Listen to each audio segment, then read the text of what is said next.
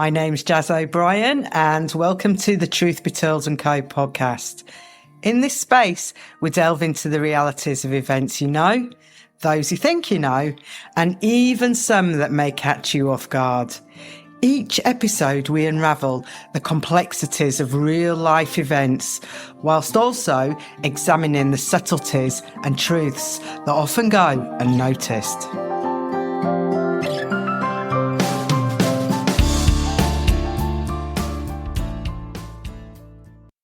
Today, we embark on something truly epic, the first chapter of our 10-part series, The Crimson and White, A Timeless Blueprint.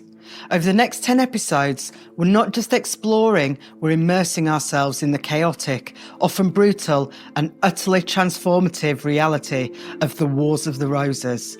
Imagine a battle for the English throne that raged on for decades, tearing families and a nation apart. But this isn't just a medieval tale. Oh no, we'll trace its echoes right into our modern era, and you'll see exactly why this saga is a timeless blueprint for understanding leadership, power, and the world events that shape our lives today. This is a story at its heart about people driven by soaring ambition, people who felt the painful shattering of loyalty, who lived under the ever-looming spectre of betrayal. It's about that eerily familiar dance of power that, as I've hinted, still echoes through the corridors of history, even now. So, take a deep breath, prepare to be transported, picture a kingdom teetering on the very brink of self-destruction, where the foundations of the medieval world, seemingly so solid, are about to be violently, irrevocably dismantled. To truly grasp the sheer scale of the catastrophe that would engulf England for over 30 years, leaving scars on its landscape and its soul, we must first journey back. We need to understand the complex, often perilous world of the Plantagenet dynasty. For nearly 3 centuries, the formidable Plantagenets ruled England. Their roots sunk deep in the monumental upheaval of the Norman conquest of 1066. But imagine a mighty oak, its branches spreading wide. That prolific Plantagenet bloodline, once a symbol of strength and continuity, would, with bitter irony, become the very catalyst for its most savage and bloody internal conflicts. Think of King Edward III, a colossal figure, 50 years on the throne until his death in 1377. A reign of military triumphs, a burgeoning sense of English identity, yet his legacy, a double-edged sword if ever there was one. His eldest son, the famed Edward, the Black Prince, a warrior renowned across Europe, tragically died before his father. So Edward III didn't leave 1 or 2 clear heirs. No, he left 4 powerful surviving sons, each poised to forge influential, fiercely loyal dynasties of their own. Can you see the storm clouds gathering? Their personal ambitions, their intertwined fates, they were paving a painful path, leaving the kingdom towards self-inflicted wounds. 2 of these sons are absolutely pivotal to our journey. John of Gaunt, the Duke of Lancaster. Picture him, politically astute, fabulously wealthy, the founder of the House of Lancaster, and his elder brother, Edmund of Langley, Duke of York. Perhaps more reserved, but strategically sharp, well-connected, the man who established the House of York. These 2 men, brothers, were the wellsprings of the Lancastrian and the Yorkist factions.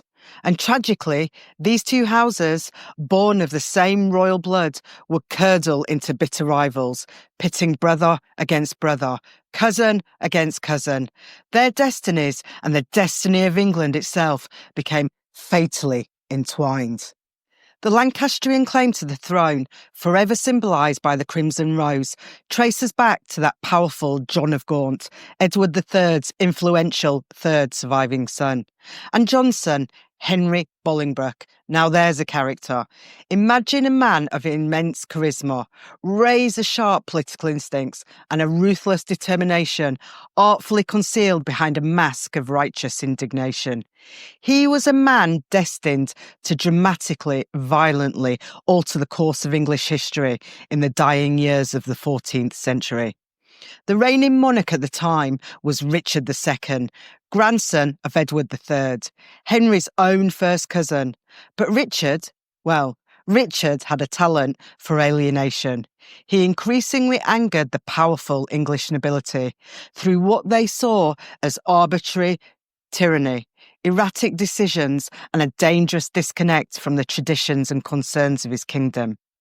In 1398, Henry Bolingbroke found himself exiled by King Richard II, initially for 6 years. But then, in 1399, after John of Gaunt, Henry's father, died, Richard II made a fateful decision. He extended the exile to life and, crucially, confiscated Henry's vast inheritance.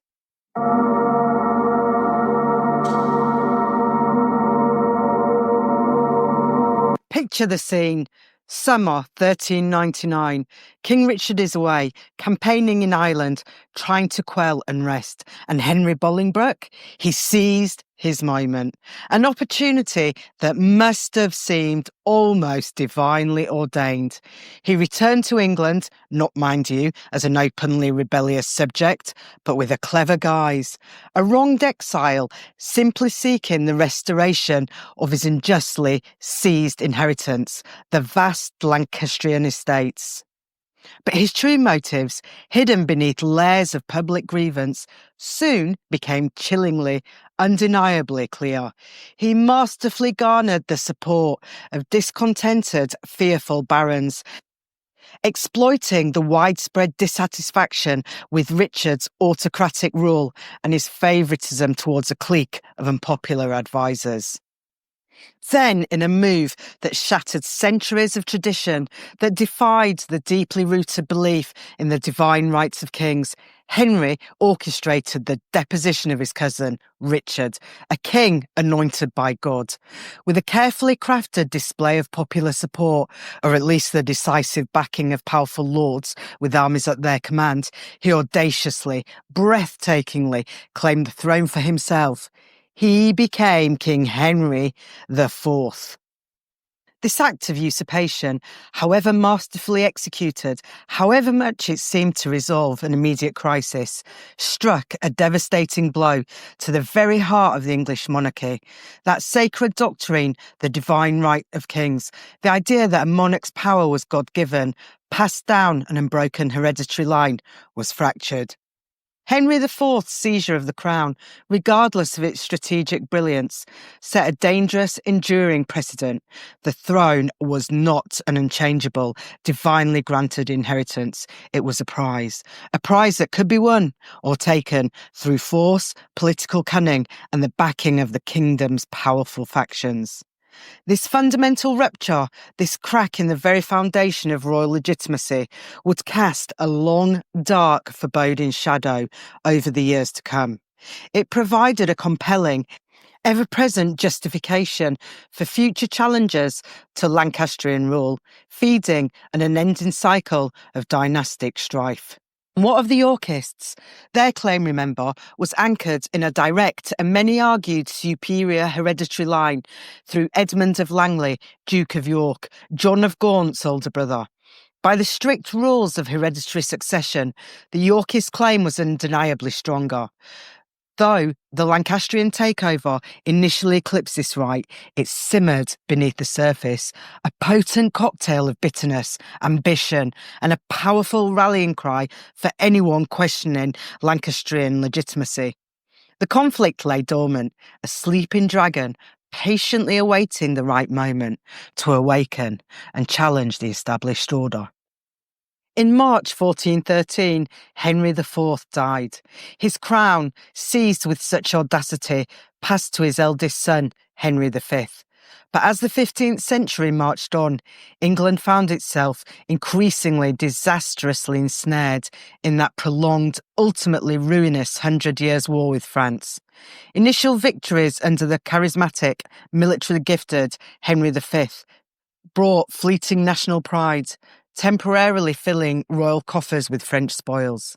But the relentless, grinding demands of this drawn-out, ultimately fruitless conflict slowly, inexorably bled England dry of money and of men.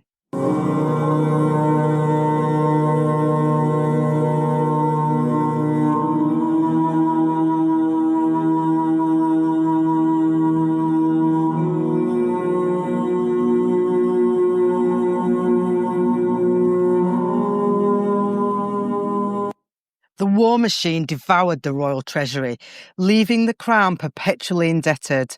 It fractured the English nobility, fostering deep-seated rivalries over captured lands, ransoms and perceived favouritism. And perhaps, most perilously for England's internal stability, the eventual humiliating defeats in France. The loss of vast territories unleashed a flood of seasoned, often traumatised and now unemployed soldiers back onto English soil. Imagine these men, hardened by years of brutal combat, knowing little else but violence now adrift. They formed a volatile, readily available pool of manpower for ambitious, discontented lords to exploit, swelling their private armies, fueling the lawlessness and instability that plagues the realm. The economic vice tightened, crucial trade routes disrupted, heavy and popular taxes levied to fund a failing war. This fostered widespread public discontent, a fertile ground where whispers of rebellion could ignite and spread like wildfire through an already fractured society. The Crown's perceived weakness on the world stage tragically mirrored and exacerbated the growing internal divisions, the festering resentments, the profound sense of national humiliation. And stirring this toxic brew was a deeply rooted, ultimately corrosive socio-political structure, bastard feudalism. A stark, dangerous departure from the idealised feudalism of old, based on land for loyal military service. This new form was transactional, mercenary. Immensely wealthy, powerful nobles maintained vast private armies, not through land grants, but through cash, lavish gifts, promises of reward, and fierce personal loyalties, often symbolised by distinctive badges, liveries, proclaiming allegiance to their good lord. These overmighty subjects, as they became known, amassed staggering wealth. They built formidable strongholds, rivaling royal castles. They systematically undermined the king's authority, administering their own rough justice, imposing their own taxes, wielding coercive influence over royal officials. Even the king himself, twisting policy to their narrow dynastic advantage.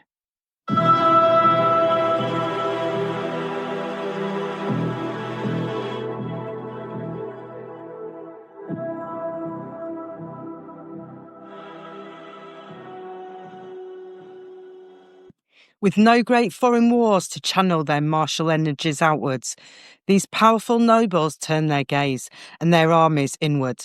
Intimidation, coercion, outright violence to settle personal scores, to bully rivals, to aggressively expand their family's power.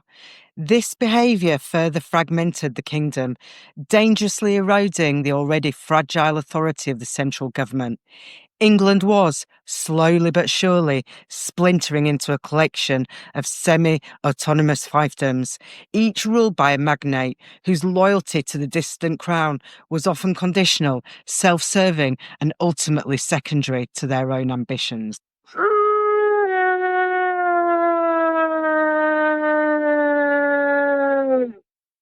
Into this maelstrom of deep-rooted strife, crippling economic woes, and the unchecked ambitions of powerful nobles, stepped King Henry VI, a truly central and tragic figure in our medieval drama.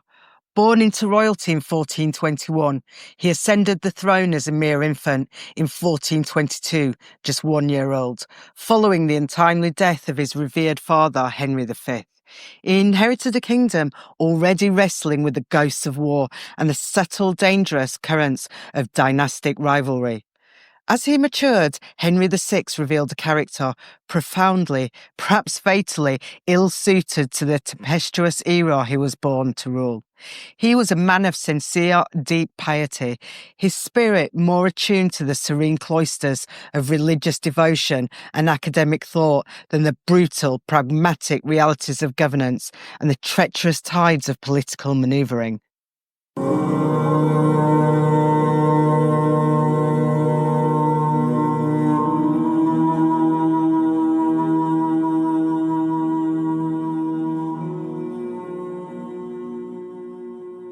His natural kindness, his profound aversion to conflict and violence, commendable traits in peaceful times, wouldn't you agree?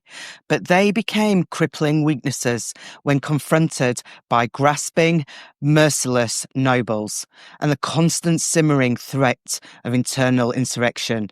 He lacked the iron resolve, the strategic insight, the decisive leadership, perhaps even the fundamental understanding of the ruthless power dynamics required to manage the magnates circling him, to navigate the shark-infested waters of courtly intrigue. His long reign became a byword for indecision, an unhealthy reliance on often self-serving and popular advisors, and a seemingly tragic inability to grasp the sheer severity of the political storms brewing around him, storms that threatened to engulf his kingdom. And then there was his health. Tragically, and with profound consequences for England, Henry VI suffered from reoccurring, increasingly severe bouts of mental instability. These began to manifest with alarming frequency in the 1450s. These incapacitating episodes, often triggered by major political shocks or deep personal losses, would plunge him into states of near catatonia. Imagine a king entirely unresponsive to his surroundings, utterly unable to perform even the simplest royal duties for long, crucial periods. These unpredictable lapses in leadership created perilous power vacuums at the very heart of the English state. What happens then? Well, ambitious individuals, rival factions openly vying for control, further intensifying the fragile, tumultuous political climate, pushing the kingdom ever closer to the precipice of open conflict. It was during one such devastating, prolonged period of royal incapacity, triggered by the final, humiliating loss of England's last territories in France, a national disgrace that shook the realm to its core, that the long, simmering tensions within the sprawling Plantagenet family finally, catastrophically, reached their breaking point. The kingdom was threatening to tear itself apart.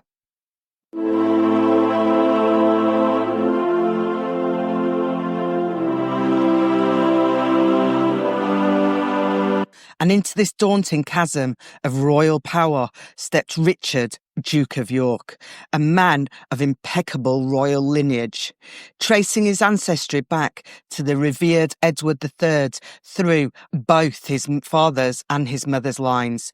York held a hereditary claim to the throne that many in England, especially those sceptical of Lancastrian legitimacy, considered unquestionably superior to that of the reigning king Henry VI.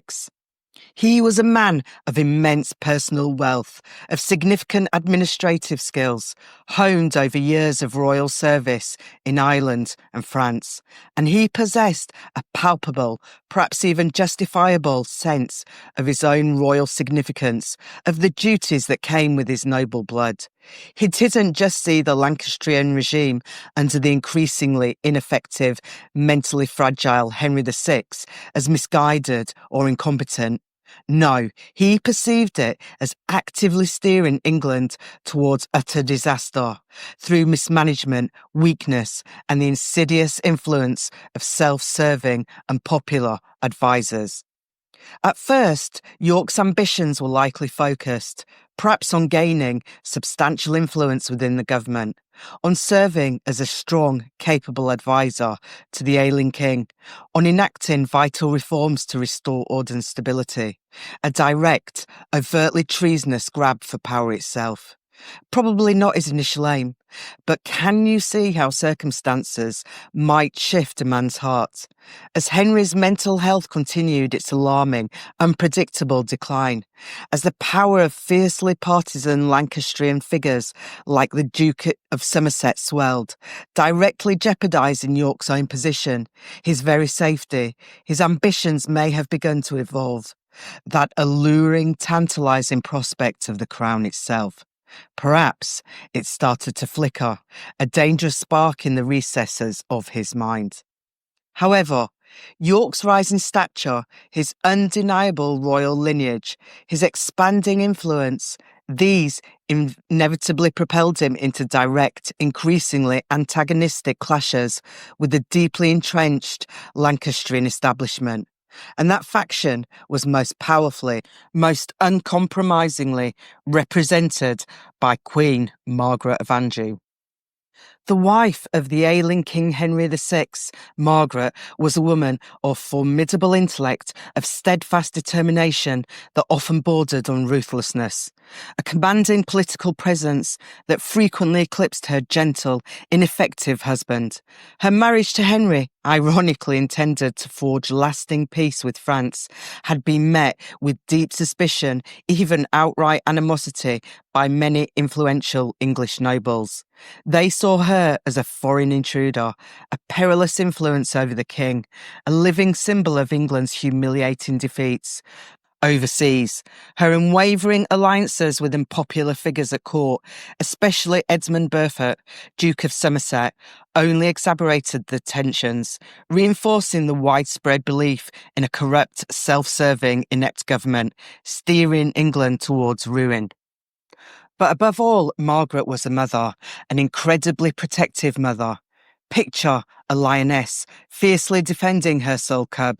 She was utterly dedicated to preserving her husband's fragile crown. Yes, but even more fiercely determined to protect the birthright, the future legacy of her only son, Edward, Prince of Wales. And to her, Richard of York was no loyal advisor. He was a direct, lethal threat to the very existence of the Lancastrian dynasty, a deceitful viper coiled in their midst, patiently waiting for the opportune moment to strike, to seize what was rightfully theirs. The stage was set, wasn't it? Tragically, inevitably, for a dramatic, brutal, and ultimately bloody confrontation between these two formidable and yielding figures, each utterly convinced of their own righteousness, each seeing an existential threat in the other. As Henry VI's tenuous grip on reality weakened, as York's power and influence steadily, ominously grew, the kingdom held its collective breath, blissfully unaware, perhaps, of the devastating storm about to erupt, a tempest that would be tinged with the crimson of Lancaster and the white of York, a storm that would be forever etched in history as the Wars of the Roses. Join us next time as we witness the first violent, bloody eruption of this long-simmering conflict. The place? An unlikely backdrop, a seemingly tranquil market town just outside London. The event? The First Battle of St. Albans. The story of the Crimson and White is only just the beginning.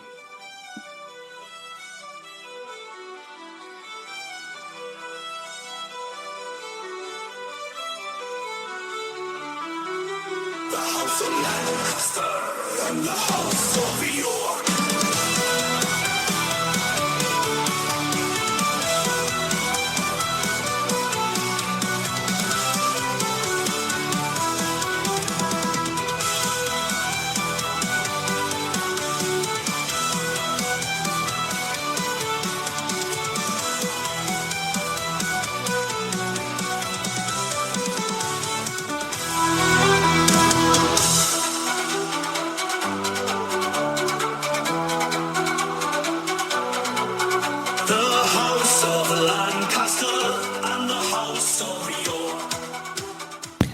And that's a wrap for this episode. Thanks for tuning in to the Truth Be Told & Co podcast. We'd love to hear your thoughts, questions, or any stories you want to share. So don't hesitate to reach out at hello@truthbetoldco.com or give us a WhatsApp message on 07424 809973.